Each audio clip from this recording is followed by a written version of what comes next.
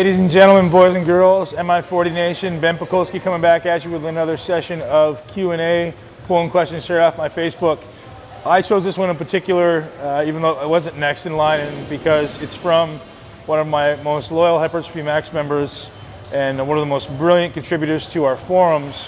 His name is Aaron Thornton. Aaron, thanks for all your amazing contributions and your brilliant insights. So I'm going to answer this question, although you probably already know the answer. What are the top 5 nutritional keys to staying anabolic all day?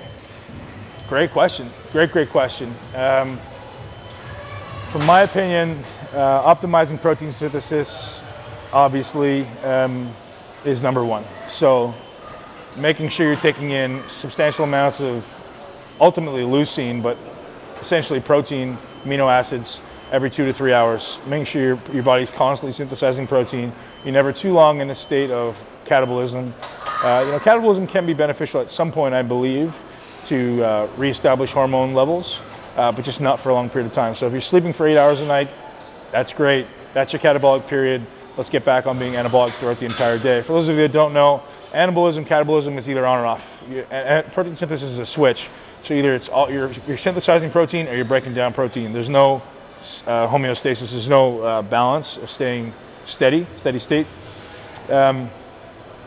5 nutritional keys. I believe, now we may have some nutritional gurus who disagree with me. Alkalinity, I think it's absolutely essential. It makes a difference to my body. It makes a difference to how I feel, my energy. People are going to say, yeah, it's all buffered in your stomach. Go buy some pH strips and tell me I'm wrong. I mean, take a massive glass of lemon water or alkaline water or even electrolyte water. Test your pH again an hour later, see what it is. I guarantee your pH will be different. Whether it's substantially different or not is a different story. But even 0.1 variation on the pH scale, from my experience, can make a difference to how you feel and your performance.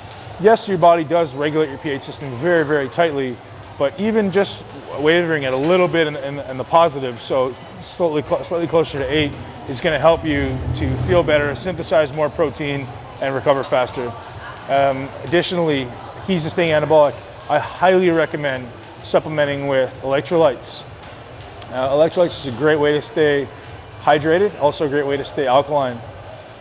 So we spoke about nutrition, we spoke about protein, so amino acids, BCAAs is a great way to optimize protein synthesis. Staying anabolic all day. Optimize insulin sensitivity. So if you're taking in too many carbohydrates, your body's going to become insulin resistant. Your hormones are going to be out of whack. You're likely to get fat. Your estrogen is going to go up. Your cortisol is going to be up. I highly suggest optimizing insulin sensitivity and only taking in carbohydrates when you need it. Carbohydrates is not an essential nutrient. Carbohydrates is a conditionally essential nutrient, so your body can produce it when it needs. So lots of healthy fats, lots of healthy protein, lots of vegetables, and only starchy carbs when you need it. I'm just as guilty as everybody else. I like eating carbohydrates from time to time, so I eat it off season. The 5th and final, I'm going to say, is sleep.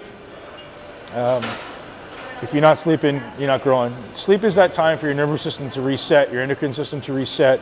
It's absolutely necessary for your body to recover and start the next day moving in the right direction.